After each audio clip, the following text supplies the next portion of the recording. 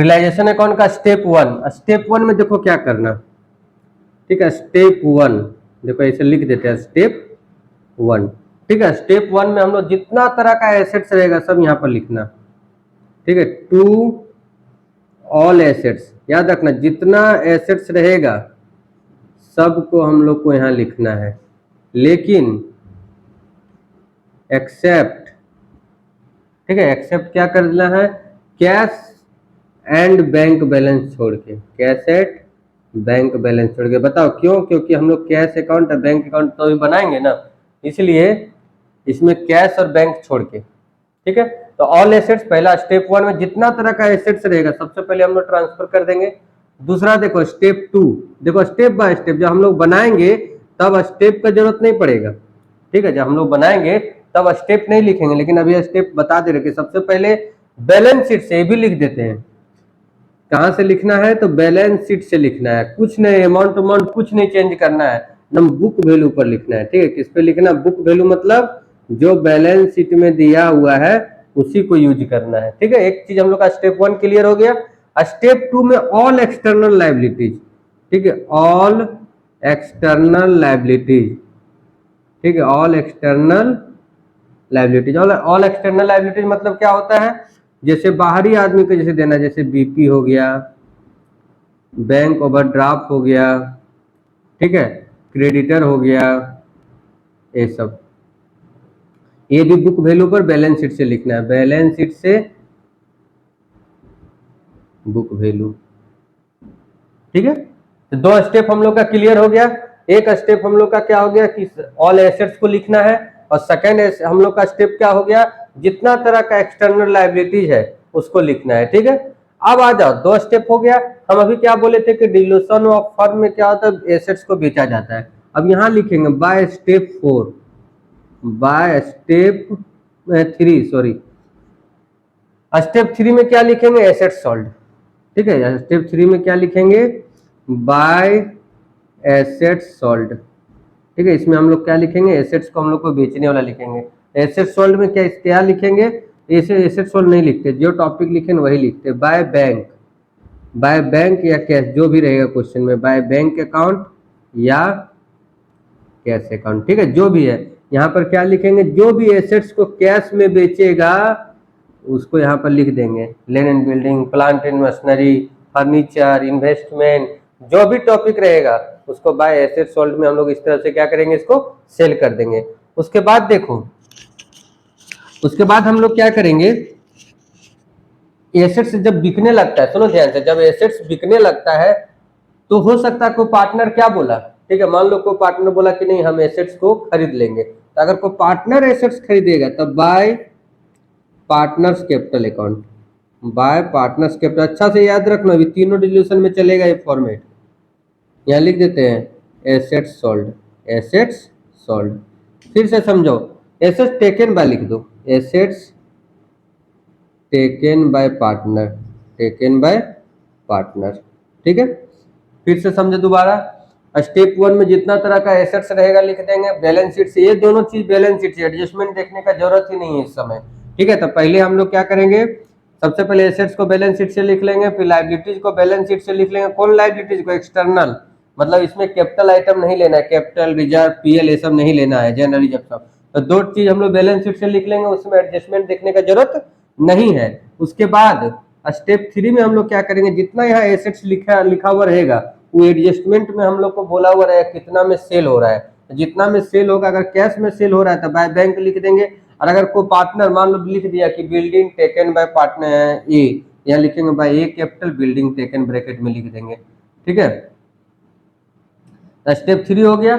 अब देखो एसेट लिख दिए, लायबिलिटीज लिख दिए, एसेट्स को बेच दिए। अब चौथा स्टेप, ठीक है, स्टेप 4। स्टेप 4 में क्या बोले थे कि अब जितना लायबिलिटीज है वो हम लोग को क्या करना है, पेमेंट करना है। तो इधर लिखेंगे to bank account, to bank account, liabilities paid, liabilities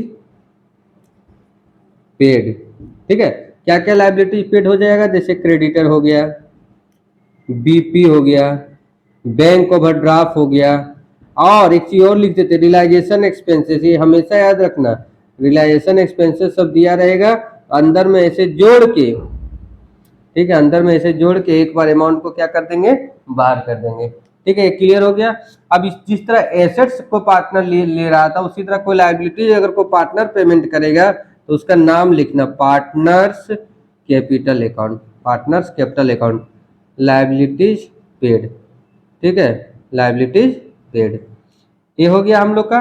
अब सुनो ध्यान से, इतना ही टॉपिक ज्यादातर आता है जितना हम लिखे ना 4 स्टेप। स्टेप 1 में हम लोग का चल गया क्या, एसेट्स। स्टेप 2 में लायबिलिटी, एसेट्स को बेचे, लायबिलिटी को क्या कर दिए, पेमेंट कर दिए। अब देखो या तो इधर कम होगा या तो इधर कम होगा। ठीक है, हम लोग पहले से पढ़ते थे, अगर मान के चलो इधर कम होता है क्योंकि डिल्यूशन में ज्यादातर नेट लॉस होगा, इधर ज्यादा इधर क्या आ रहा है, कम आएगा, तो इधर लिखेंगे बाय नेट लॉस। ठीक है, मान के चलो ए और बी हम मान लेते हैं पार्टनर, जो भी रेशियो दिया रहेगा रेशियो में हम लोग नेट लॉस को बांट देंगे और हम लोग यहाँ पर ऐसे लिख देंगे। ठीक है, तो ये हम लोग का क्या हो गया, रियलाइजेशन अकाउंट। रियलाइजेशन अकाउंट मतलब वसूली खाता, इसमें जितना तरह का एसेट्स और लाइबिलिटी को बेचेंगे और लाइबिलिटी को पेमेंट करेंगे, उसमें जो भी नेट प्रॉफिट या नेट लॉस होगा उसको जानने के लिए हम लोग क्या बनाते हैं, रियलाइजेशन अकाउंट। ठीक है, इसको लिखो अच्छा से, तो समझो इसका जर्नल एंट्री देखो, यहीं से देख के हम लोग कर सकते हैं जर्नल एंट्री। ठीक है, जर्नल एंट्री देखो समझो। स्टेप 1 जैसे किए थे, देखो डेबिट में किए तो रियलाइजेशन अकाउंट का डेबिट साइड लिखे ना, तो देखो लिखेंगे 1 नंबर एंट्री रियलाइजेशन अकाउंट डेबिट। ठीक है, realisation account debit to sundry asset, जो जो एसेट्स रहेगा सब नाम लिखाएगा, सन्ड्री एसेट्स अकाउंट। ठीक है, being assets transfer to realisation account. ठीक है, 1 नंबर हो गया, यहीं से एंट्री कर लो। उसके बाद स्टेप 2 में हम लोग क्या किए थे, ए एंट्री किए थे, तो उधर रियलाइजेशन अकाउंट क्रेडिट हुआ था, तो लायबिलिटी डेबिट होगा, तो लिख देते हैं sundry liabilities account debit. Sundry लिखने मतलब जो जो रहेगा, sundry liabilities account debit to realisation account. ठीक है, बीइंग लायबिलिटीज ट्रांसफर्ड, ज्यादा लंबा चौड़ा नरेशन देने की जरूरत नहीं है। 2 हो गया। तीसरा स्टेप में हम लोग एसेट्स को बेचे थे, तो देखो अगर बैंक अकाउंट डेबिट, अगर कोई पार्टनर ले लिया, ठीक है ना, अगर मान लो कोई पार्टनर ले लिया, तो पार्टनर ले लेगा तो यहाँ पार्टनर का नाम लिख देंगे, पार्टनर्स कैपिटल अकाउंट डेबिट, दोनों डेबिट हो जाएगा, और to realisation account being assets sold, being assets sold. Narration में लिख भी सकता है क्या क्या सोल्ड किए हैं। 4 नंबर में लायबिलिटी पेमेंट करें तो डेबिट साइड है, तो रियलाइजेशन को डेबिट करो, realisation account debit to bank account, to bank account. और अगर कोई पार्टनर ले रहा है लायबिलिटीज को टेकन, तो partners capital account.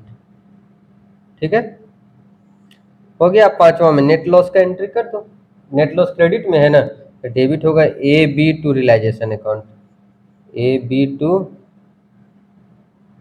Realisation account being net loss transfer to capital account. ठीक है, तो समझ गया ये।